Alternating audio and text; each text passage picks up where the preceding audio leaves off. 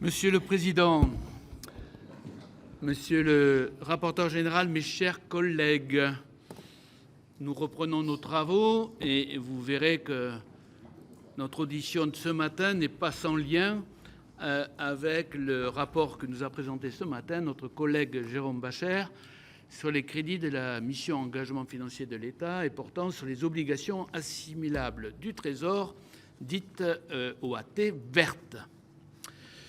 Donc, nous avons le plaisir de recevoir ce matin M. Robert Ophèle, président de l'Autorité des marchés financiers, pour la traditionnelle présentation de son rapport annuel d'activité. Je dis traditionnel, mais cette présentation a quand même un caractère particulier, puisque, Monsieur le Président, votre mandat de 5 ans, dont j'ai découvert qu'il était, ce qui est assez rare, on va dire, non renouvelable, et donc vous finissez votre mandat à la tête de l'AMF à la fin de ce mois.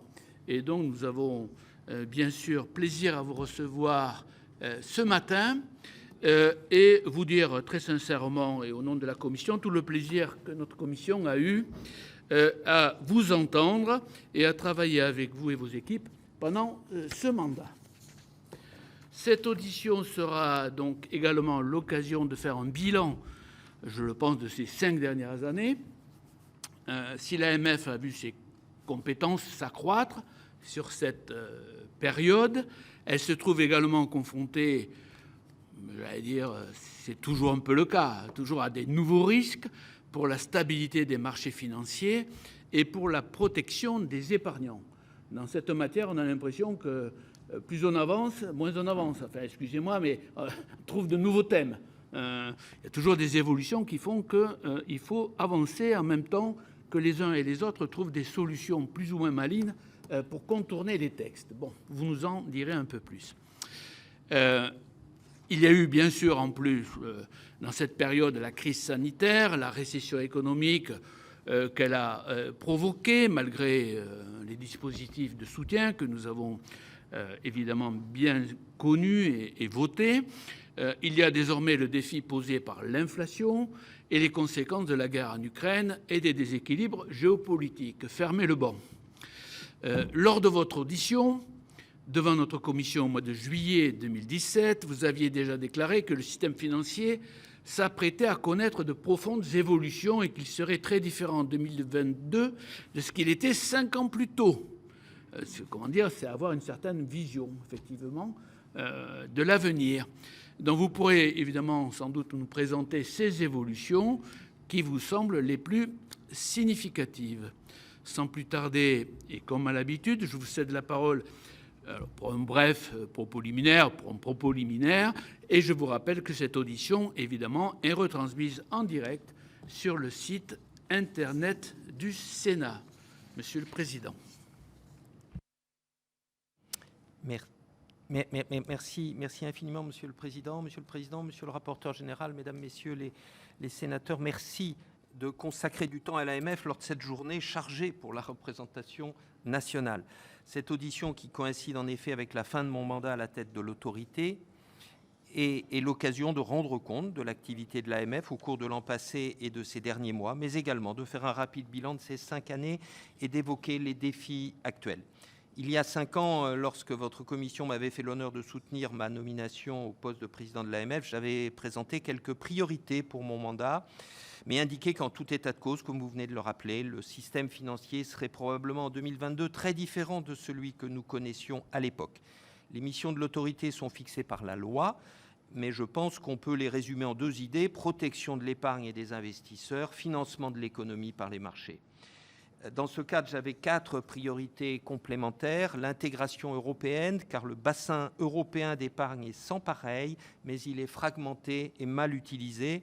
L'union des marchés de capitaux ne doit pas rester un concept vague, attirant un soutien général, mais souvent hypocrite. Mais il doit s'incarner, cette union, elle doit s'incarner dans des projets concrets au bénéfice des épargnants, des entreprises et des intermédiaires financiers. La finance durable, 2e priorité ensuite, car le financement de la transition vers une économie plus respectueuse de notre environnement et en particulier compatible avec l'accord de Paris sur les objectifs de limitation du réchauffement climatique, C'est le défi de notre temps. Et si la finance ne fait pas partie des solutions, alors elle fait partie du problème et ses régulateurs avec.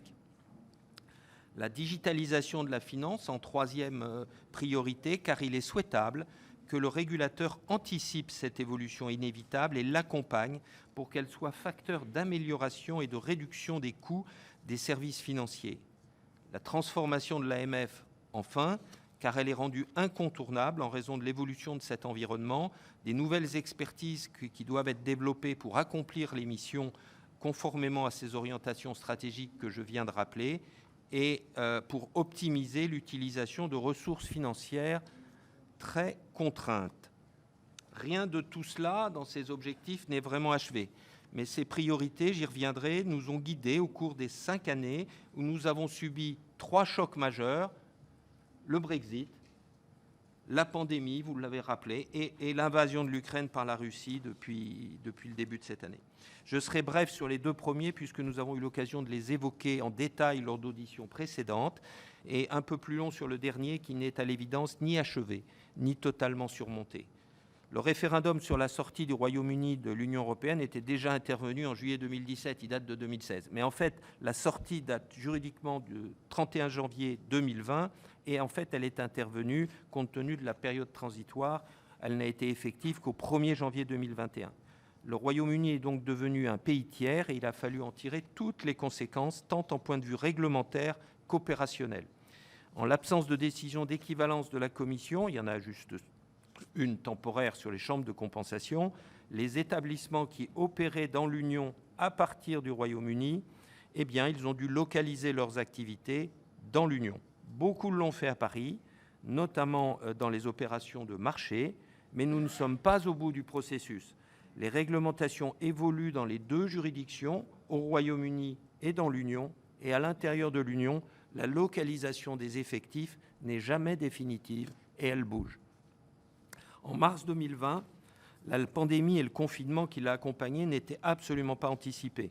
Le blocage de larges pans de nos économies et les incertitudes sur l'ampleur et la durée de la crise se sont traduits par une recherche massive de liquidités et une chute historique des valorisations.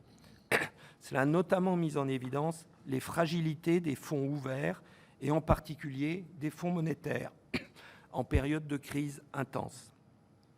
Nous travaillons, tant au niveau international que national, au renforcement de la capacité de ces fonds à passer ces crises sans soutien public. Le confinement a également conduit à revisiter l'exercice de la démocratie actionnariale en Assemblée générale. Toutes les leçons, notamment pour la tenue d'assemblées en mode hybride, le dépôt des résolutions, le vote à distance, n'ont sans doute pas encore été tirées. Nous l'avons évoqué dans nos rapports annuels sur la gouvernance des sociétés cotées. Je vous renvoie également à un rapport du Haut Comité juridique de place qui vient d'être rendu public en début de semaine. J'en viens à la crise russe.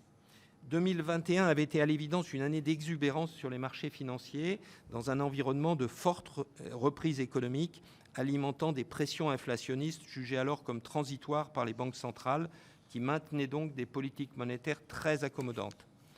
Les valorisations de la plupart des actifs ont fortement progressé et l'ensemble des marchés ont été très actifs, avec en particulier un nombre exceptionnellement élevé d'introductions en bourse partout dans le monde, mais spécialement en France.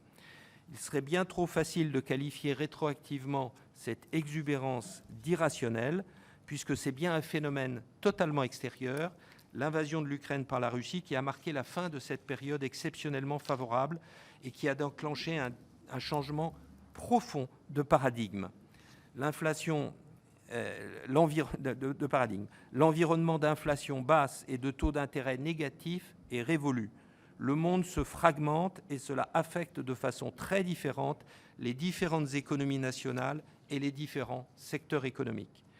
Le premier signal de ce changement de paradigme a été envoyé par les marchés de matières premières, et je suis peut-être un petit peu long sur ce sujet-là. Le bon fonctionnement de ces marchés de matières premières constitue une responsabilité importante pour l'AMF. Les prix des matières premières ne se forment non pas sur les marchés physiques, au comptant, mais sur les marchés dérivés, avec des contrats qui permettent avant tout aux producteurs et aux transformateurs-distributeurs de limiter les aléas pesant sur les prix futurs de vente de leur production pour les uns, d'achat de leur approvisionnement pour les autres. Ce sont sur ces marchés dérivés, en principe liquides car ils permettent la rencontre d'une multitude d'acheteurs et de vendeurs, financiers et non financiers, que se forment les prix. Ces marchés, dans leurs différentes composantes, que ce soit les plateformes, que ce soit les chambres de compensation ou que ce soit les transactions qui sont réalisées de gré à gré, elles sont toutes sous la responsabilité des superviseurs de marché. Nous avons aujourd'hui en France un marché d'ailleurs qui est particulièrement sensible pour tous, c'est le marché européen du blé, avec la plateforme de négociation sur Euronext Paris, ce qui est le MATIF, avec la compensation centrale qui y est associée, qui se passe sur LCH SA, et l'entreposage qui permet les livraisons physiques qui sont sur 6 sites en France. La guerre a eu 2 conséquences immédiates. Elle a généré une situation de crise sur certains marchés et par une généralisation de la hausse de la quasi-totalité des produits. Cette situation de crise a culminé au cours de la première quinzaine de mars, et tout particulièrement le 7 mars. Le 7 mars, le contrat TTF, Prompt Future, le contrat, c'est le contrat du gaz, qui est le contrat du gaz européen qui est à Amsterdam. Il passe en 90 minutes de 200 € le mégawattheure à 345 € sur ICE Europe, donc à Amsterdam. Le prix était proche de 25 € ces dernières années, 25 €. Aujourd'hui, il est actuellement proche de 170 €. Il baisse ce matin depuis que la Norvège a confirmé qu'elle ne fermerait pas son activité suite aux grèves. Voilà. Le prix du blé sur Euronext atteint 450 € la tonne le 7 mars. Il était à 270 € en février et il était proche de 200 € la tonne ces dernières années. Aujourd'hui, il est de 330 €. 200, 330 avec un haut à 450. Le nickel qui se traitait à 20 000 € la tonne en début d'année sur le LMI, qui est le marché londonien mondial du métal, touche 100 000 $ pendant la journée. Un gros producteur chinois qui avait une importante position vendeuse sur le LMI, mais également OTC, c'est-à-dire de gré à gré avec des établissements financiers, ne peut faire face à ces appels de marge. Le marché s'arrête, les transactions du jour sont annulées et le marché ne réouvre qu'une semaine plus tard. Au-delà de l'impact inflationniste de ces évolutions constatées sur les prix, cela a mis en évidence un problème inédit et quasi existentiel pour ces marchés, l'ampleur des appels de marge qui accompagnent ces variations de prix. Les appels de marge permettent d'assurer la robustesse des marchés, mais ils peuvent être très difficiles à constituer, notamment pour des acteurs non bancaires qui forment une partie très importante et d'ailleurs le cœur de ce marché des matières premières. Cela peut entraîner des défauts, cela peut entraîner un transfert des opérations des marchés compensés vers des transactions bilatérales non compensées, mais plus risquées en termes de risque de crédit, et où ça peut même s'accompagner par l'abandon pur et simple des opérations de couverture. Ces 3 évolutions potentielles seraient toutes les 3 désastreuses pour le fonctionnement de nos économies. Le marché du blé a passé ces moments difficiles sans drame, mais ne pensons pas que la crise soit passée. Les prix ne sont pas revenus à leur niveau antérieur et les incertitudes sur l'alimentation en gaz russe peuvent, par exemple, à tout moment, aggraver la crise sur ce marché.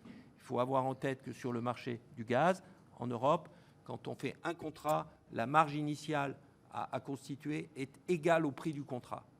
Ça fait donc des montants considérables pour pouvoir se couvrir sur ces marchés de besoins de liquidité très forts. En tout état de cause, la communauté des superviseurs se penche sur le fonctionnement de ces marchés pour déterminer les évolutions qui permettraient d'en renforcer la robustesse. C'est le cas en Europe, c'est aussi le cas au niveau mondial. L'environnement de faible inflation et de taux bas est révolu. Les tensions inflationnistes du second semestre 2021 correspondaient à un choc de demande avec la forte reprise économique. On est désormais dans un choc d'offres qui trouve sa source dans les pénuries de matières premières suite à la guerre en Ukraine, dans les effets de la persistance des problèmes sanitaires et dans les pénuries de main-d'œuvre dans certains secteurs. La dépendance des différents secteurs et des différents pays aux matières premières dont le prix augmente fortement n'est pas homogène. De même, les situations de départ et les réponses des politiques publiques sont différentes. Cela accroît les hétérogénéités et la fragmentation. entre pays émergents et pays développés, ainsi qu'à l'intérieur de ces catégories de pays. Il suffit de comparer les rythmes actuels d'inflation. En France, on est à 6,5% pour l'indice harmonisé. Dans le reste de la zone euro, on est à plus de 9%, avec 20% pour les pays baltes et 10% pour les Pays-Bas. Au-delà de ces différences, la tendance à une inflation forte est irrépressible et les politiques monétaires deviennent bien moins accommodantes. Les taux d'intérêt augmentent, les achats de titres sur le marché par les banques centrales qui ont peu ou prou financé ces dernières années les déficits publics nés de la crise Covid, ainsi qu'une partie significative des besoins de financement des grandes entreprises, ces achats s'arrêtent en attendant peut-être une décrue des portefeuilles et un non-renouvellement des tombées. La capacité des acteurs économiques à transmettre sur leur prix de vente la hausse des coûts est variable, comme l'est la capacité des salariés à obtenir une hausse de leur rémunération pour limiter leur perte de pouvoir d'achat. La conjonction de l'ensemble de ces facteurs fragilise la solvabilité de certains acteurs économiques et suscite des craintes sur la croissance au-delà de l'effet d'acquis engrangé en fin d'année 2021. Dans un tel environnement, il est normal d'observer une forte baisse des valorisations et une réapparition de primes de risque différenciées, tant pour les titres de dette que pour les actions. On actualise des flux de résultats plus faibles avec un taux plus élevé. Les risques de défaut augmentent avec l'idée que les banques centrales n'interviendront pas comme elles l'ont fait dans le passé et que les gouvernements n'ont plus la capacité de le faire aussi massivement. Dans ce cadre, les marchés financiers vont-ils continuer à financer l'économie ? C'est une question qui reste ouverte.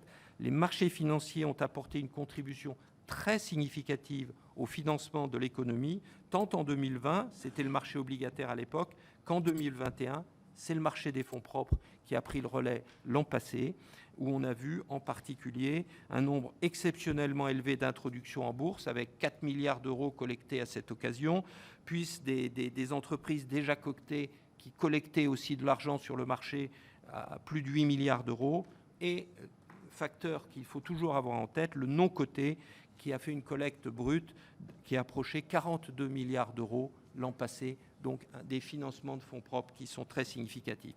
En ce début d'année 2022, on observe une reprise du financement via l'endettement bancaire et une absence de contribution nette de l'endettement de marché, dont le coût a singulièrement augmenté pour les entreprises, tout particulièrement les entreprises les bien moins notées.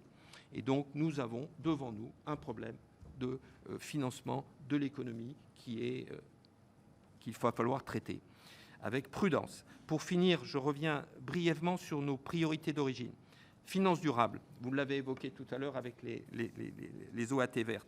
Elle a pris son essor, mais dans un cadre qui reste largement à préciser. La mobilisation de la finance en faveur d'activités économiques durables est générale, mais ne se met pas encore en place de manière très structurée. Les initiatives sont foisonnantes et les institutions financières sont très actives, alors que l'information à fournir par les entreprises n'est pas encore standardisée. En particulier, la future directive CSRD, vous l'avez évoqué, je crois, tout à l'heure dans l'audition, sur lequel un accord a été obtenu en trilogue ces derniers jours, c'est un facteur très important, eh bien, cette future directive reste encore à sanctuariser, à mettre en place avec tout ce qu'il faudra faire au niveau 2 et au niveau 3 de la réglementation. Les travaux qui ont été engagés sous l'égide de la fondation IFRS pour avoir des standards mondiaux qui devraient être cohérents avec les standards européens, eh bien, ces travaux ne sont pas encore finalisés et on ne saura pas si effectivement ils seront adoptés par des juridictions aussi importantes que les États-Unis ou le Japon. Les nombreux prestataires de services qui proposent données et notations en matière d'ESG ne sont pas régulés, je dirais, ne sont pas encore régulés. Le positionnement des produits d'investissement en fonction du niveau d'information demandé, qui résulte du règlement SFDR, eh bien, tout cela est souvent compris à tort comme étant des labels et ça crée une confusion qui est très préjudiciable à la crédibilité du process. Dans ce contexte, l'AMF reste résolument engagé aux côtés de la place en faveur d'une approche exigeante que nous déclinons dans notre doctrine, dans nos rapports et dans nos contrôles. En 2021, on a ainsi actualisé notre doctrine pour la commercialisation de fonds mettant en avant des critères extra-financiers et annoncer dans le cadre des priorités de supervision de cette année 2022 des contrôles spot sur le respect des engagements. Ils sont en cours. Nous avons effectué avec la CPR une revue des engagements du secteur financier avec un focus sur les énergies fossiles. Nous avons analysé les engagements de neutralité carbone repris dans ce qu'on appelle les DPEF de sociétés cotées et présenté les enjeux de la neutralité carbone des entreprises dans un rapport de notre commission climat, finances durables. Nous avons activé, j'insiste là-dessus, la certification professionnelle finances durables avec 6 organismes qui sont désormais certifiés par nous pour pouvoir procéder à cette certification des professionnels de la finance en matière de finances durables. Nous avons développé une communication pédagogique pour les épargnants sur la finance durable et nous avons accordé nos premiers visas sur ce qu'on appelle les Sustainability Linked Bonds. Donc, je crois, il a aussi été question tout à l'heure. Depuis mai 2021, c'est notre premier visa dans ce domaine. 13 prospectus d'entités non financières ont ainsi été visés par l'AMF pour émettre de telles obligations. On a à peu près aujourd'hui un encours de l'ordre de 25 milliards d'euros dans ces domaines. Deuxième élément, c'est la finance durable qui peine à trouver un bon encadrement. Le régime européen qui va permettre d'expérimenter pour de vrai des infrastructures de marché utilisant les registres distribués, ce qu'on appelle le DLT Pilot Regime, a été finalisé avec des projets qui pourront donc être agréés à partir du premier trimestre 2022. La finalisation du cadre réglementaire européen dans lequel devront s'intégrer les autres cryptoactifs, c'est-à-dire ce cadre, c'est le règlement MiCA.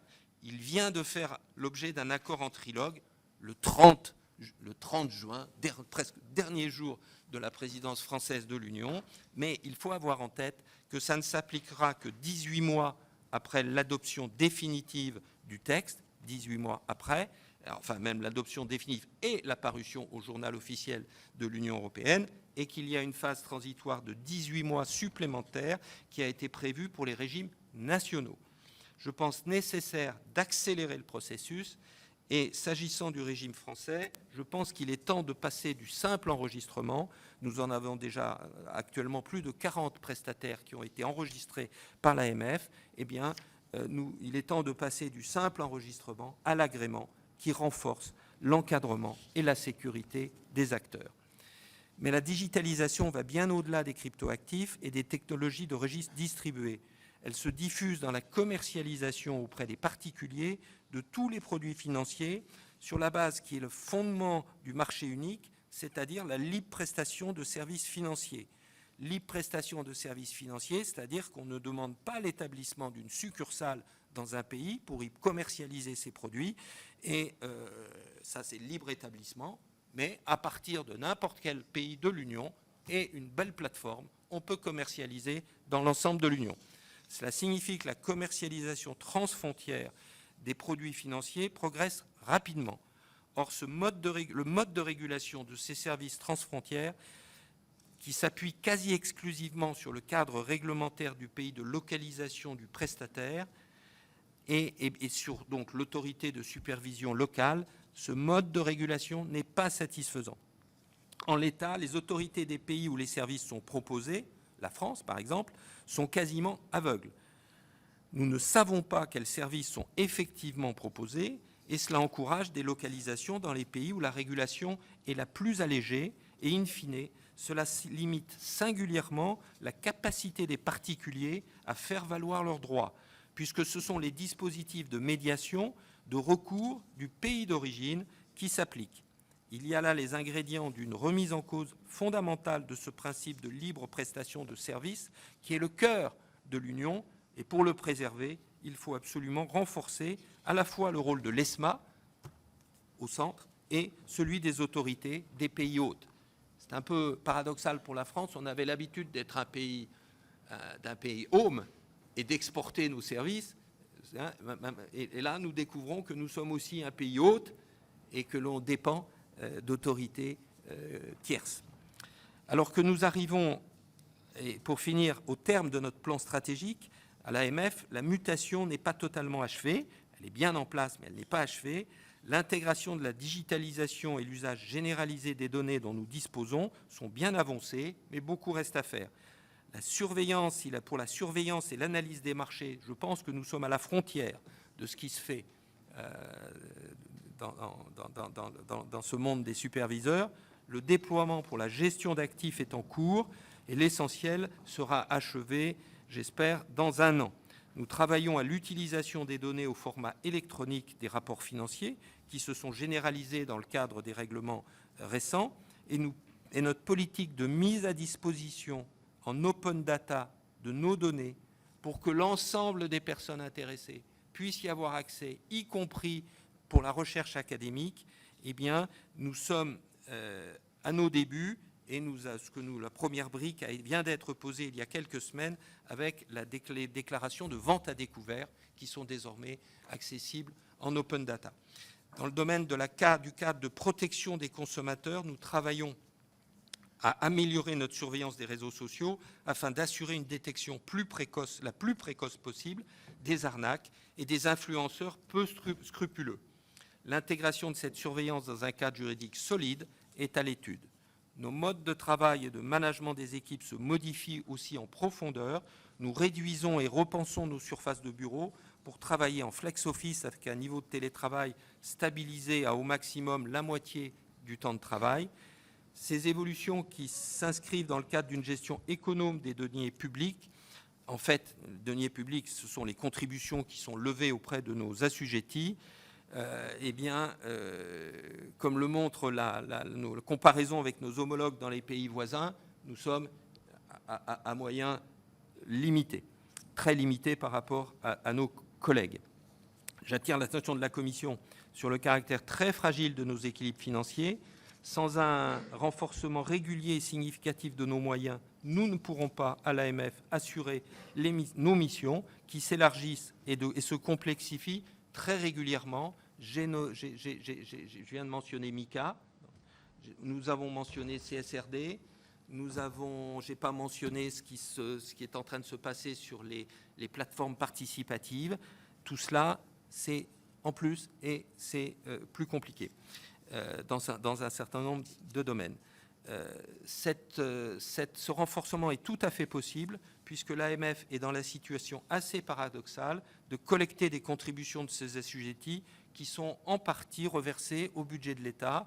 J'attire l'attention sur le fait que depuis 2015, l'AMF a reversé 125 millions d'euros de contributions des assujettis au budget de l'État.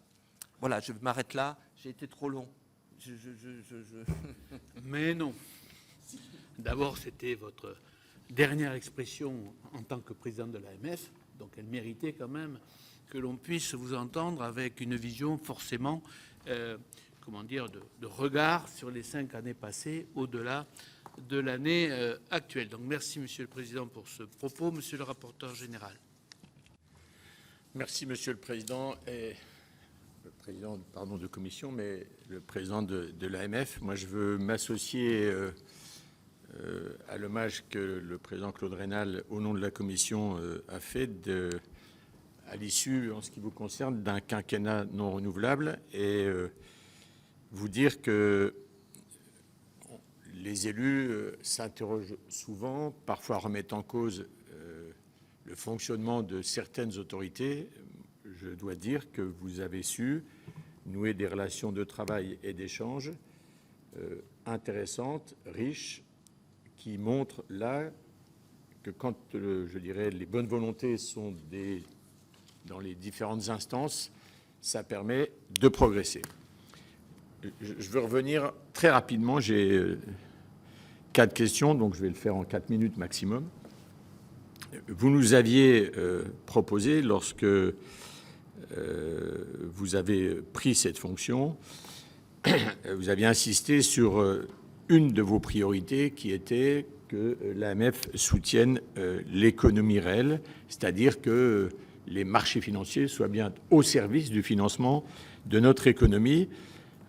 Évidemment, je partage complètement, et je pense que la majorité, si ce n'est la totalité de nos collègues, partagent également cette ambition. Est-ce que vous estimez aujourd'hui que les marchés financiers remplissent toujours complètement, et je dirais même parfaitement, ce rôle. Quels sont, selon vous, les effets de l'inflation, les incertitudes macroéconomiques sur le financement des marchés, de l'économie réelle, et quelles en sont éventuellement les conséquences pour les épargnants?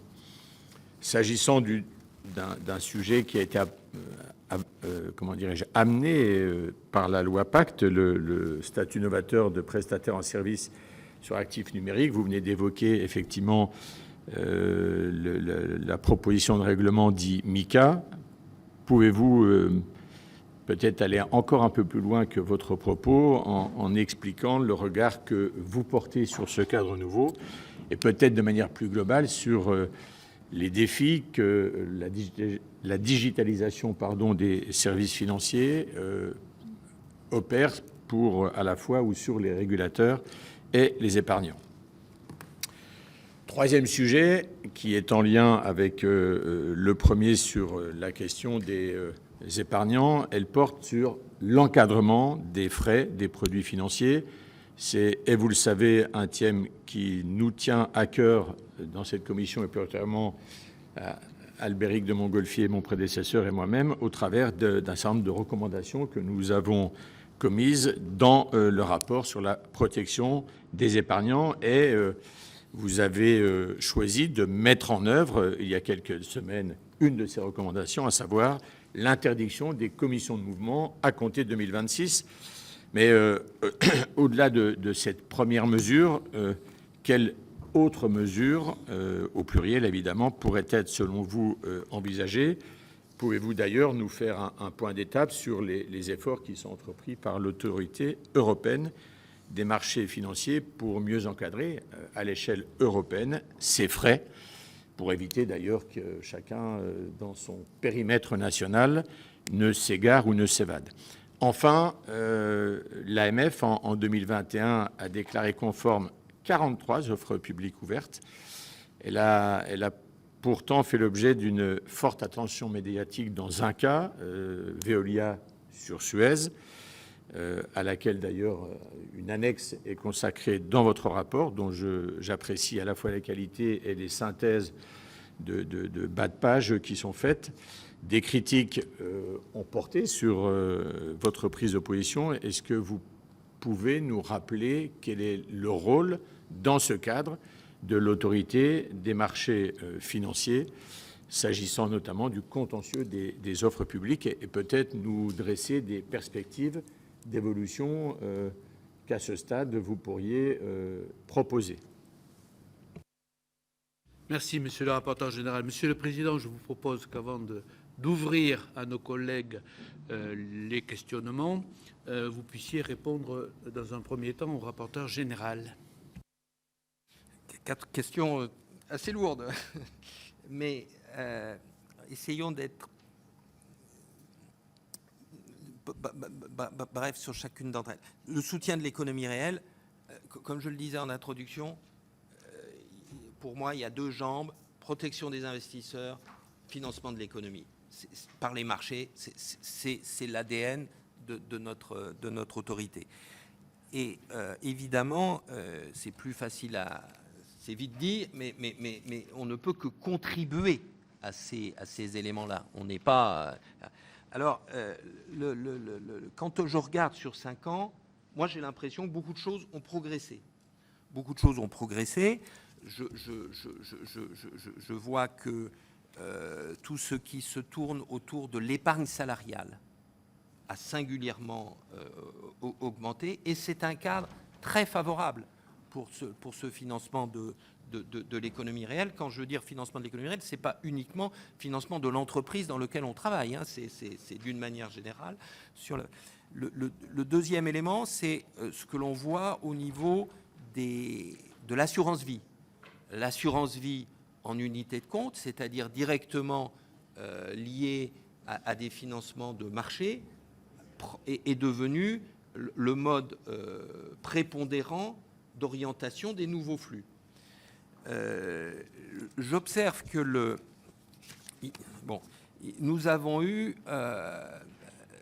beaucoup de nouveaux investisseurs au cours de ces dernières années, des jeunes, plus jeunes, donc avec des montants plus réduits, mais nous pensions à un moment que c'était un feu de paille lié à la pandémie. En fait, nous les avons toujours avec nous.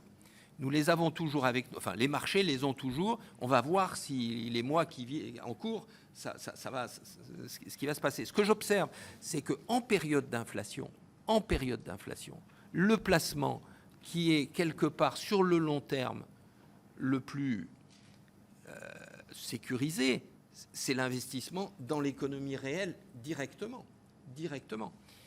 Et pourvu qu'il soit suffisamment diversifié et pourvu que les entrées soient suffisamment étalées dans le temps pour ne pas rentrer au plus haut et sortir au plus bas. Mais sous réserve de ces éléments-là, les périodes d'inflation sont précisément des périodes dans lesquelles des investissements dans l'économie réelle sont souhaitables et souhaités. Et ça tombe bien parce qu'on en a vraiment besoin. Quand on voit les investissements très importants qui sont nécessaires, ne serait-ce que pour assurer cette transition vers une économie plus durable, il faut le mettre. Alors évidemment, il y a tous les risques qui sont associés à ces placements, et d'où la deuxième branche de notre ADN, qui est de dire protection des investisseurs, des épargnants, et ça passe en partie, et j'y reviendrai sur les autres, mais en particulier sur des problèmes de transparence. Il faut que l'information soit la bonne. La transparence, c'est pas 50 pages d'éléments. C'est parce que c'est indigeste. C'est ce qu'on disait quand il y avait une IPO ou autre, on mettait les facteurs de risque, il y en avait 10 pages, parce que comme ça, tout le monde se couvrait en ayant... Non, il faut trouver les informations utiles, nécessaires, et les frais en font partie. Et en effet, nous avons essayé de prendre ce dossier collectivement à bras-le-corps, je dirais, je vais le présenter comme ça, parce que avec les commissions de mouvement qui en germe, il y avait un conflit d'intérêts très fort pour les sociétés de gestion dans le principe même des commissions de mouvement, puisque quelque part, eh bien, en cas de difficulté, faire tourner plus le portefeuille était quelque chose qui pouvait équilibrer ou rééquilibrer les comptes. Donc, intrinsèquement, après en avoir beaucoup discuté, nous avons considéré qu'il fallait les supprimer, en donnant aux sociétés de gestion le temps de pouvoir s'adapter et modifier leur modèle de frais. C'est en cours, et nous allons, au-delà de l'interdiction, nous allons publier des orientations, des guidelines pour qu'elles puissent présenter leurs frais de façon plus compréhensible. Et le deuxième élément, parce que ça c'est en effet, vous l'avez dit, qu'une partie du sujet, nous avons dit quand vous commercialisez des fonds, si c'est un fonds qui est dit un fonds actif, c'est-à-dire avec une gestion active et donc des frais de gestion qui peuvent être plus élevés qu'un fonds passif, eh bien, merci de vérifier, vous qui le commercialisez, que le niveau des frais n'est pas disproportionné par rapport à ce qu'on appelle la tracking error, c'est-à-dire l'écart de performance du fonds par rapport à son indice de référence. Parce que si le niveau des frais est systématiquement supérieur à cet écart de performance, alors il faut aller sur un fonds passif. Ça n'a pas d'intérêt d'aller sur un fonds actif. Donc nous avons développé une doctrine dans ce sens-là. Et nous regardons encore beaucoup de dossiers dans cet univers-là, avec la difficulté européenne qui est que dans chaque pays, chaque type de société de gestion a développé ses propres approches de facturation des frais. Donc on regarde de près ce qui se passe au Luxembourg, en Irlande et en France, qui sont les grands pays de la gestion, pour se rapprocher. Vous avez cité la loi Pacte. En effet, la France a été un peu un précurseur dans ce domaine de l'encadrement des prestataires de services sur actifs numériques. Nous l'avons fait de façon prudente, rappelez-vous, en disant, vous voulez commercialiser en France, eh bien, vous devez être enregistré. Et nous souhaiterions que au-delà de l'enregistrement, eh bien, vous preniez un agrément. L'enregistrement, c'est quelque chose d'assez peu contraignant, mais ça permet, d'identifier les prestataires. Parce qu'autrement, ces prestataires, ils ne sont pas en France, ils sont dans un pays lointain et proposent leurs produits à travers des plateformes en soi-disant reverse solicitation. C'est-à-dire, ce n'est pas moi qui vous vends le produit, c'est vous qui êtes venu me voir pour me l'acheter. Et tout ça, donc ça, ce n'est pas acceptable. Donc, l'enregistrement, ça permet d'avoir une localisation de quelqu'un dans notre zone de responsabilité, donc d'avoir un interlocuteur. Et au passage, on vérifie que les dispositifs de lutte anti-blanchiment sont effectivement mis en place. Mais c'est tout. Ce n'est pas suffisant. Dans le monde dans lequel nous vivons, ce n'est pas suffisant. Il faut aller plus loin, avoir un encadrement plus fort. C'est l'agrément. C'est ce qui va arriver avec MiCA comme étant obligatoire dans quelques mois. Mais comme je dis, dans quelques mois, en fait, 18 plus 18, ça fait 36, plus 4 mois pour... voilà, ça fait 40 mois. C'est trop. Il faut aller plus vite vers cela. Plus vite vers cela. MiCA, il y a 2 idées fortes dans MiCA. C'est on encadre les prestataires de services et on encadre les stablecoins. Parce qu'un stablecoin, le terme lui-même est problématique. Stablecoin, vous faites une promesse quand vous dites que vous êtes... C'est comme quand vous dites que vous êtes vert. Vous faites une promesse sur ce qu'il y a derrière. Quand vous dites que vous êtes stable, vous faites une promesse. Et ça, on ne doit pas pouvoir le faire en dehors d'une réglementation qui s'assure qu'il y a une véritable stabilité derrière. Et ça, c'est l'objet de MiCA. En 2019, 18-19, quand on a réfléchi collectivement à Pacte, les stablecoins, ça n'existait pas. Aujourd'hui, il n'y en a quasiment pas en euros. Quasiment pas. C'est microscopique. Il y en a en dollars, mais il n'y en a quasiment pas. Mais il est temps de faire quelque chose.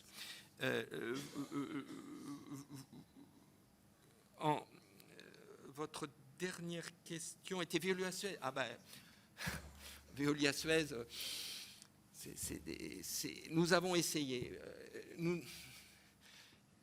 C'est un dossier sur lequel on vient de faire une enquête d'image de l'AMF auprès de plus de 1200 de nos parties prenantes, 1200 de nos parties prenantes, avec des questionnaires et des entretiens. Ce n'est pas nous qui l'avons fait, on l'a fait faire par un tiers pour garder la première...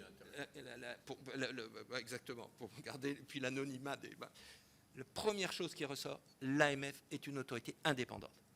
94% des gens qui répondent disent l'AMF est une autorité indépendante. Et je crois que dans ce dossier, nous l'avons mis en œuvre. Et comment on le met en œuvre ?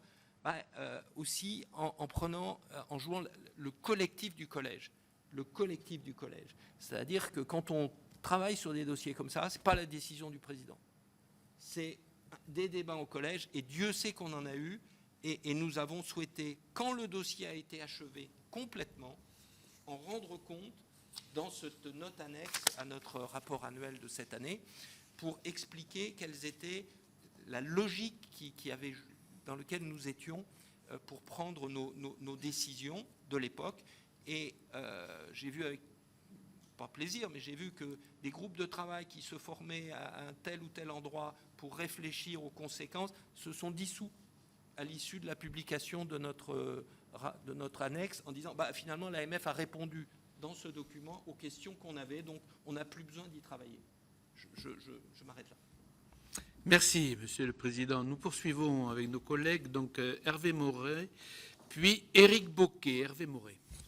Oui, merci, Monsieur le Président. Je voudrais à mon tour saluer la qualité du travail de l'AMF et de son président sortant, et en profiter pour dire que je fais partie de ceux qui pensent que les autorités indépendantes sont, sauf exception, très utiles, et qu'elles ne sont vraiment indépendantes que quand elles ont un président indépendant.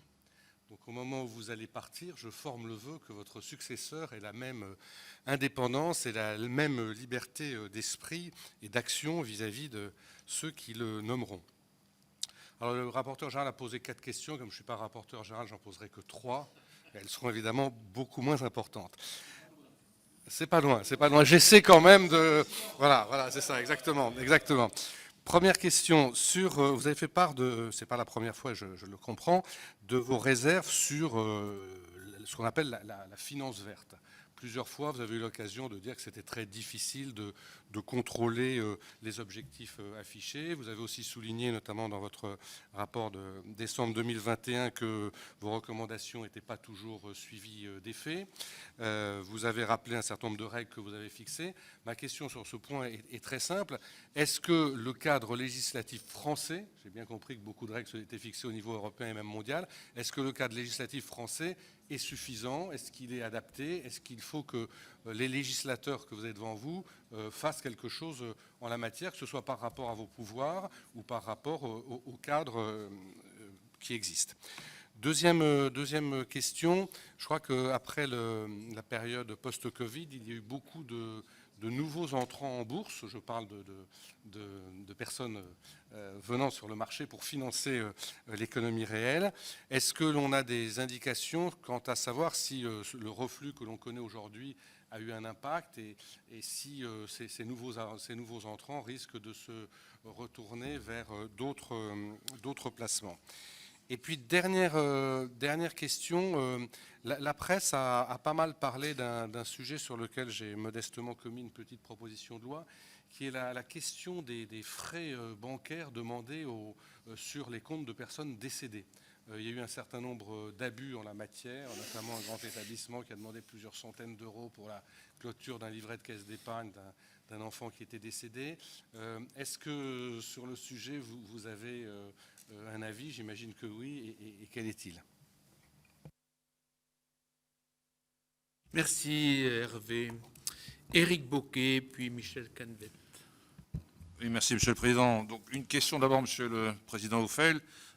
J'ai vu dans votre rapport 2021 que dans la rubrique sanctions, vous précisiez que le nombre de sanctions disciplinaires est en hausse constante sur les 5 dernières années.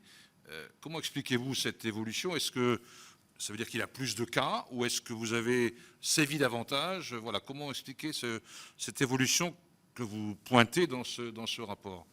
Ensuite, une remarque et un commentaire sur ce que vous avez dit sur les opérateurs financiers au sein de l'Union européenne notamment, qui peuvent opérer de n'importe quel pays membre de l'Union européenne et qui choisissent en général, s'agissant des plateformes, les pays où la réglementation est plutôt légère, clémente, voire inexistante. Je pense à Malte ou Chypre.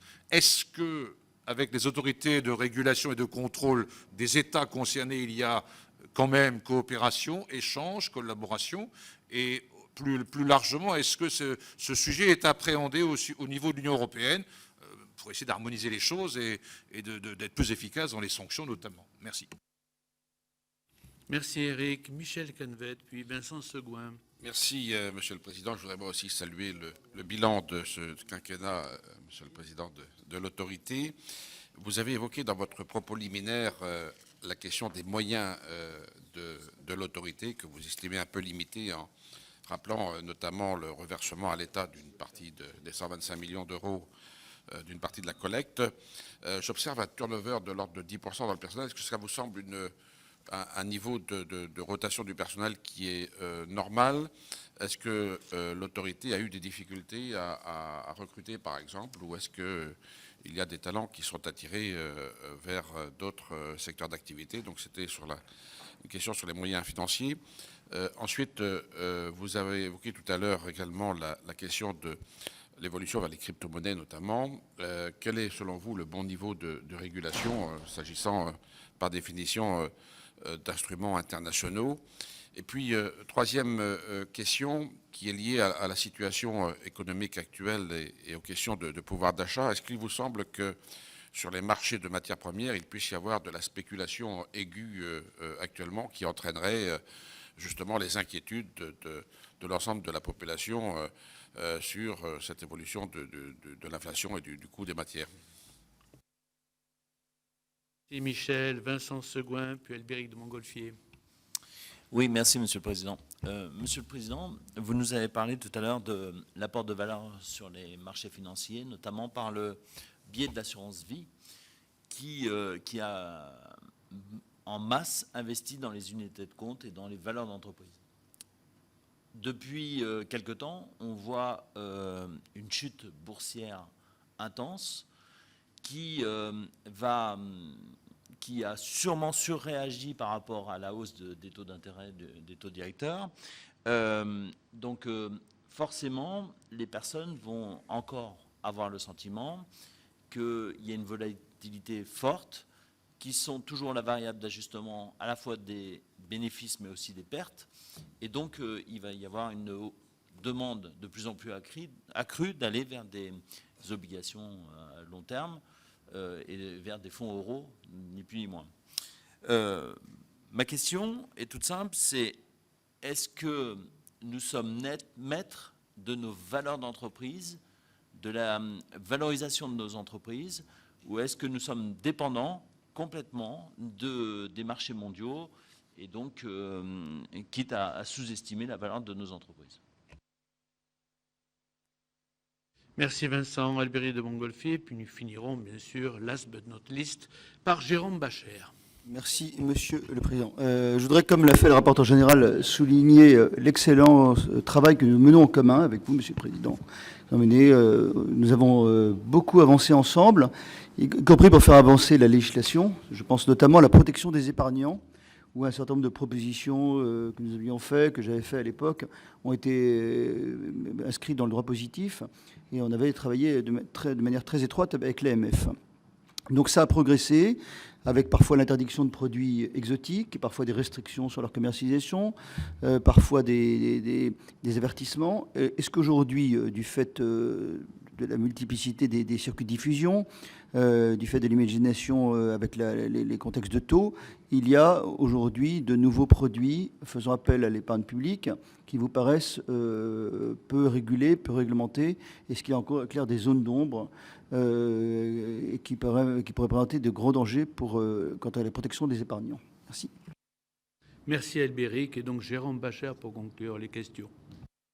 Merci Monsieur le Président. Monsieur le Président Ophèle, je ne vous remercie pas parce que moi, vous m'avez ouvert trop de choses à faire pour mon rapport et du coup, mes collègues ont trouvé que le rapport était complexe et ils ont bien raison. Non, plus sérieusement, un grand merci parce qu'au contraire, vous m'avez aidé à comprendre qu'il fallait, comme vous l'avez réclamé maintenant à plusieurs reprises, encadrer ce que l'on appelait le vert, et c'est ce que j'ai tenté de faire dans ce rapport, même s'il y a sans doute beaucoup d'améliorations à apporter. Et la question portait plus sur, et c'est extrêmement important dans mon esprit, sur effectivement le sujet européen de la libre localisation des activités, car je crois, pour nous tous qui nous gargarisons de lutter contre la fraude et de trouver des milliards et des milliards dans les luttes contre la fraude, et là, un lieu potentiel de fraude ou en tout cas de perte sur les marchés financiers extrêmement important. Est-ce que vous pouvez nous dire à quel niveau, quelles sont les initiatives que nous pouvons prendre pour lutter contre cela? Merci, Monsieur le Président. Merci Jérôme. À ce point, nous avons donc une dizaine de questions, Monsieur le Président. Et comme ça suffisait pas, je vais vous en rajouter une autre. Vous aviez évoqué à plusieurs reprises les questions liées au Brexit et en particulier la crainte d'un risque de concurrence réglementaire entre les places européennes et britanniques. Alors, aujourd'hui, ce risque est-il encore avéré? Où en est-on de ce dossier? J'en avais peut-être une deuxième sur une question qui est liée à certaines assemblées générales d'entreprises comme Shell et Total Energy récemment, et notamment sur les questions dans ces assemblées générales liées à la validation de la stratégie climat et la question d'avoir ou non une résolution soumise au vote de l'Assemblée générale. Les entreprises répondront plutôt non. Et donc, vous avez été saisi, vous avez considéré que vous étiez incompétent à statuer sur ce conflit. Est-ce que vous dites ça en disant vraiment ça ne relève pas de nous, ça relève du droit, enfin c'est ailleurs, ou est-ce qu'il y avait un peu de regret de devoir répondre ça? Merci beaucoup pour toutes ces questions. Il y a quand même quelques thèmes qui se recoupent. Il y a le thème de la libre prestation de services et de la localisation des prestataires dans des endroits un peu lointains. Enfin, d'ailleurs, pas forcément très lointains, non, pardonnez-moi, mais dans des endroits qui ne sont pas en France.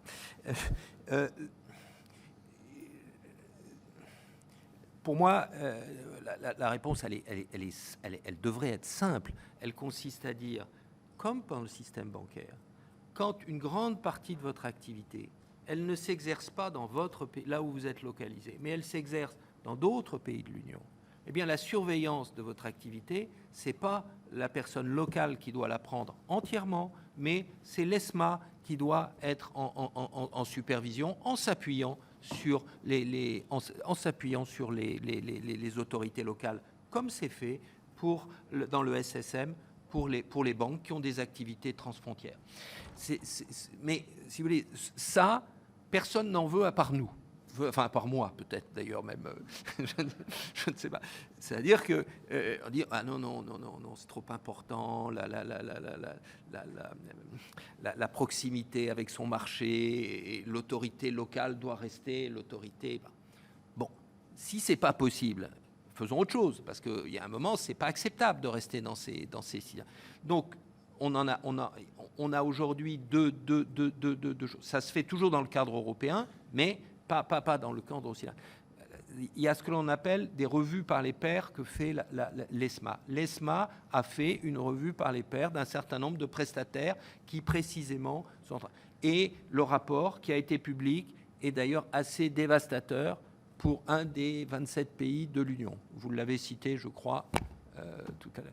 Et donc avec une demande de remise à niveau de l'outil de supervision locale.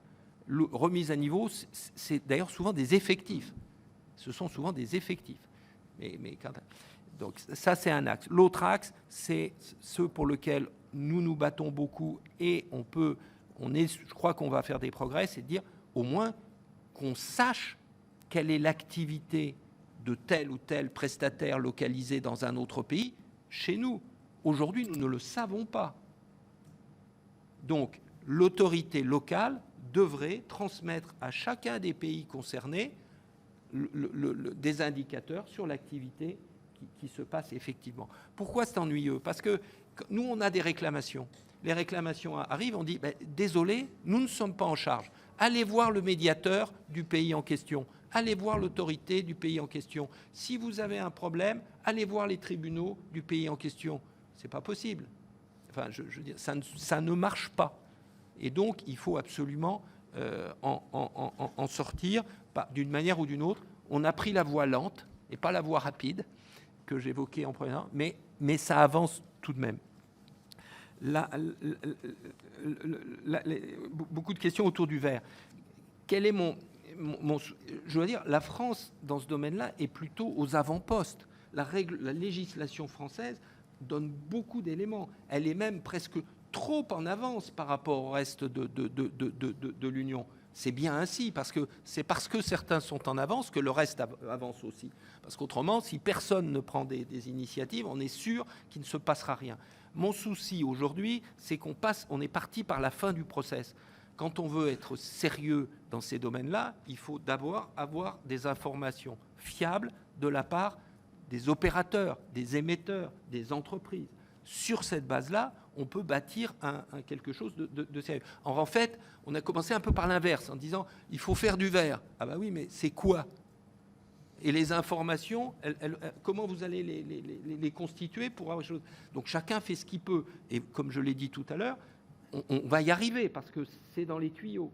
Mais là encore, dans des économies et des entreprises qui sont mondiales, même l'Europe, ça ne suffit pas. Et donc, il y a un débat, et soyons clairs, la clé, ce sont les États-Unis. Que vont faire les États-Unis dans ce domaine-là? Beaucoup d'entreprises américaines sont très partantes pour faire beaucoup de choses. Mais le cadre réglementaire américain, on a quand même encore un gros point d'interrogation quand on voit les 12 000 réponses, je crois, qu'a reçu la SEC, notre homologue aux États-Unis, à ces propositions en la matière. Et je veux dire, s'il y a eu 12 000 réponses, ce n'est pas 12 000 réponses positives, il faut le faire. C'est plutôt 11 500 réponses négatives en disant « vous n'y pensez pas, ça coûte trop cher ». Et je vais juste donner un exemple qui me paraît fondamental. Vous savez, dans les émissions, il y a scope 1, scope 2, scope 3. Scope 1, scope 2, c'est ce qui est chez moi. Scope 3, c'est mes fournisseurs ou mes clients. Oui, mais si vous n'avez pas le scope 3, c'est même pas la peine d'avoir scope 1, scope 2. Parce que comment vous voulez faire importer? Ça veut dire que quand vous sous-traitez une activité, quand vous outsourcez chez un fournisseur, c'est pas dans le scope 1 et 2. Quand vous voulez comparer Apple et Samsung, il fabrique ses téléphones. Apple, il les fait faire. Bah, évidemment que si on ne prend pas le scope 3, tout le monde va acheter du Apple, très bien, et personne ne va acheter du Samsung. Vous voyez la problématique. C'est très important d'être sérieux dans ces domaines-là, et ça commence par quelque chose de sérieux au niveau des entreprises. C'est dans les tuyaux, mais on ne l'a pas encore, et donc on a une période un tout petit peu difficile. Alors, les photos sont importantes, mais les stratégies, les politiques sont encore plus importantes. C'est-à-dire que quand on dit « je serai zéro carbone en 2035 », très bien, comment vous faites? Comment vous faites et quels sont les points de passage? Quelle est votre politique? Et d'où l'idée de dire, finalement, qu'en Assemblée générale, ces questions-là soient débattues, moi, ça ne me choque absolument pas. C'est des problèmes considérables qui doivent associer tout le monde. Alors, quelque part, avec CSRD, là encore, on va un peu l'avoir, puisque dès lors que ça sera, tous ces éléments seront dans des documents publics extra-financiers sur lesquels, mais qui sont en annexe du financier, on aura, les assemblées auront à se prononcer là-dessus. Néanmoins, les questions se sont posées récemment. Vous avez cité Total, on a été saisi, Total Énergie. Est-ce que vous pouvez imposer? On a regardé juridiquement, on a considéré que c'était un domaine du droit des sociétés qui ne relevait pas de l'AMF. Et je veux vous dire, si ça n'y relève pas, je n'ai pas envie mais quelque part, on a fait un petit peu un parallèle avec le say on pay, quelque part, en disant, attendez, il y a des sujets qui peut-être relèvent en effet non pas d'une autorité administrative indépendante, un pays, mais de la représentation nationale. Parce que c'est des sujets qui sont tellement structurants que je ne veux pas vous passer un petit peu. Non, mais et c'est un point. Il y avait vous avez cité non. Oui, mais je veux dire, chacun dans son domaine. Je trouve. Que diriez-vous si nous commencions à vous voyez, bon, vous avez cité le turnover. Le turnover de l'AMF, il varie entre 8 et 12% par an, selon les années et selon les. C'est un taux qui est assez faible, en fait, quand on compare avec beaucoup d'autres autorités, voire de prestataires de services de marché. Mais nous avons cela. Et quelque part, aujourd'hui, on est en haut. Alors j'espère qu'on ne va pas remonter là. On est en haut de ce cycle. C'est naturel. On peut en débattre. Mais notre politique de ressources humaines, c'est d'embaucher des gens qui ont déjà une expérience professionnelle. Ce ne sont pas des gens qui sortent d'école. Il y en a quelques-uns, mais il y en a très peu.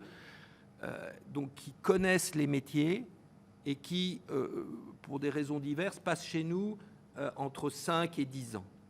C'est ça pourquoi ils ne passent pas beaucoup plus de temps pour la plupart? D'abord parce que en montant dans la hiérarchie, on prend de plus en plus de responsabilités et après on ne peut plus rien faire.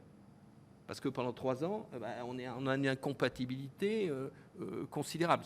Alors l'archétype, c'est le président, le secrétaire général. Par construction, ils peuvent. Bon, mais donc c'est un fait. Donc quand ces jeunes ont une opportunité, une vraie opportunité sur le marché, ils y vont. Ils y vont. Et moi, j'en suis ravi. Enfin, j'en suis ravi. Je leur dis, si c'est une bonne, il faut, allez-y. Quelque part, ça participe. Je vois le côté du verre à moitié, je ne sais pas si à moitié, mais plein. Ça participe à la qualité de la place, sur la connaissance des réglementations et sur leur bonne mise en œuvre. Alors, on pourrait dire, dans certains cas, ça peut aussi... mais objectivement, la majorité des cas, c'est ça. Et quand je vois les personnes qui nous quittent aujourd'hui, ils nous quittent toujours pour des postes valorisants. Et moi, je ne sais pas faire. Je ne sais pas faire en termes de rémunération, par exemple. Et parce que ce n'est pas pour 10%. Hein, on n'est pas du tout dans ces... Alors, ce que nous voyons aujourd'hui, c'est qu'on est obligé de junioriser quelque part nos recrutements. C'est-à-dire que l'expérience qu'on demande à l'entrée, elle est plus faible aujourd'hui que celle... Pourquoi ? Parce qu'on n'a pas la capacité de payer. Et pourtant, bon, vis-à-vis de la fonction publique, nos salaires sont très convenables. Enfin, il n'y a pas de... Mais vis-à-vis du marché, on n'est pas dans les mêmes affaires. C'est à gérer. Quelque part, ça nous permet aussi de recruter des nouvelles expertises adaptées à nos besoins. Ça donne aussi des opportunités de progression à ceux qui restent, hein, puisque par construction, c'est des places qui sont là, et on l'utilise largement. Donc, on regarde, c'est un fait. L'assurance vie, la chute, la bourse chute, quelles seront les conséquences ? Je suis là une semaine trop tôt, parce que vous savez, maintenant, tous les trimestres, on publie notre baromètre en disant quels sont les particuliers qui investissent en bourse. Est-ce qu'il y en a plus ? Est-ce qu'il y en a moins ? Est-ce qu'ils sont acheteurs ? Est-ce qu'ils sont vendeurs ? Qu'est-ce qui se passe ? Donc, dans une semaine, j'aurai les chiffres du 2e trimestre qu'on rendra public. Et jusqu'à la fin du 1er trimestre, mais c'est trop court par rapport au choc que nous avons vécu, il n'y avait pas de fuite. Pas de fuite. L'assurance vie avec les donc en unité de compte, moi j'attire attention. Quand je viens de regarder ce matin, quand j'ai pris mon poste, et je regarde à aujourd'hui, le CAC 40, dividendes réinvestis, il a progressé de 32%. Donc bien sûr, il a baissé là dans les derniers mois, mais quand même. Donc notre conviction, c'est que quelqu'un qui rentre sur les marchés, qui est patient et qui le fait progressivement, in fine, il n'est pas perdant. Et l'assurance vie, c'est quand même ça. C'est quand même ça, l'assurance vie. C'est pas je rentre, je sors. Donc, voyons, je ne saurais pas vous... les sanctions, il y a des cycles.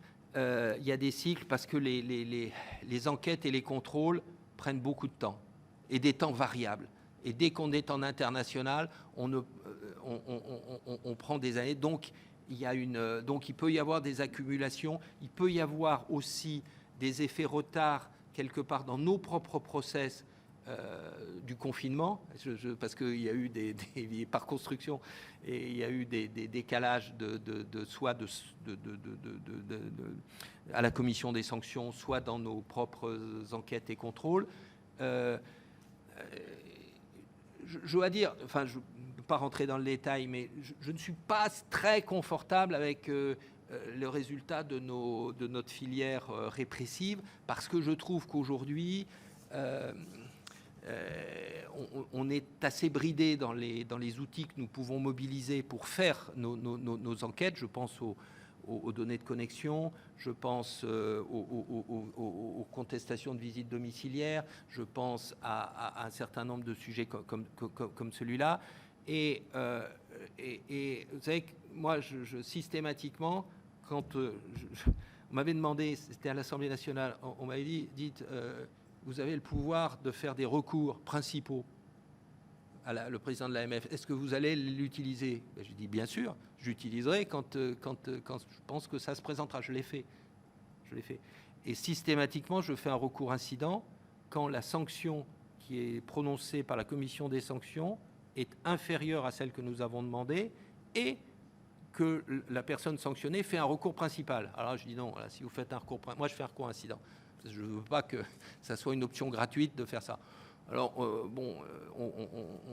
mais quelque part, mon souci, c'est d'envoyer des messages au marché. Des choses, ceci, nous ne l'acceptons pas. Nous, collège de l'AMF, nous considérons que ce n'est pas comme ça que les marchés doivent fonctionner. Et on le fait. On gagne, on perd, mais on envoie notre message. Et je crois que ce n'est pas complètement inutile de le faire. Je ne veux pas commenter des dossiers particuliers parce que, voilà, mais notre politique, ma politique, c'était cela. Et j'ai encore fait un recours principal il y a quelques semaines de sanctions.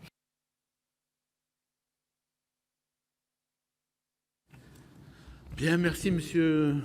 Vous avez d'autres réponses? Non, je ne crois pas. Je crois que vous avez répondu. Albéric, un petit souci, une inquiétude? Albéric. Ah oui, on me passe, pardon. Quels sont les nouveaux produits financiers pas assez réglementés? Bon, j'évoquais tout à l'heure la finance digitale. Ça ne va pas. Il y a des choses, on ne devrait pas pouvoir les commercialiser comme elles le sont. Et là, on manque d'outils pour pouvoir le faire. Mais c'est dans les tuyaux. Moi, ce qui me perturbe, enfin pas me perturbe le plus, mais c'est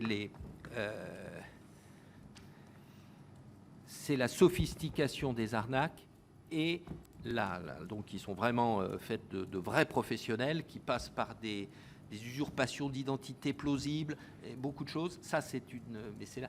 Le deuxième élément, c'est quand même avoir les outils pour balayer les réseaux sociaux, détecter les conseils abusifs et le rôle d'influenceurs mal intentionnés ou pas intentionnés du tout, mais complètement. Et ça, on est en train de l'analyser parce que les outils juridiques que l'on a pour faire cela, qui me paraît nécessaire, parce qu'il y a quand même beaucoup on voit les cas qui remontent après, ils sont un peu délicats. Et ce que l'on fait, c'est que l'on fait une comparaison aussi avec ce qui se passe dans d'autres pays de l'Union ou au Royaume-Uni pour voir quels sont leurs outils et pourquoi, avec des réglementations dans l'Union et même au Royaume-Uni d'ailleurs, puisqu'ils ont gardé cela, sont identiques, certains peuvent le faire et pas d'autres. Donc ça, je crois que c'est un souci fort et sur lequel on peut utiliser l'intelligence artificielle une fois qu'on a les feux verts. Et ça ne peut se faire qu'en balayant de façon systématique par intelligence artificielle. Merci, Monsieur le Président. Encore une fois, merci pour la qualité de la relation avec notre commission, vraiment. Et puis, comme il se doit, nous vous souhaitons le meilleur de ce que vous souhaitez pour les années à venir. J'ai vu qu'on avait à peu près le même âge, donc je considère que vous avez de longues années devant vous à être utile, je l'espère, à notre société. Je vous remercie. Bonne fin de journée à tous.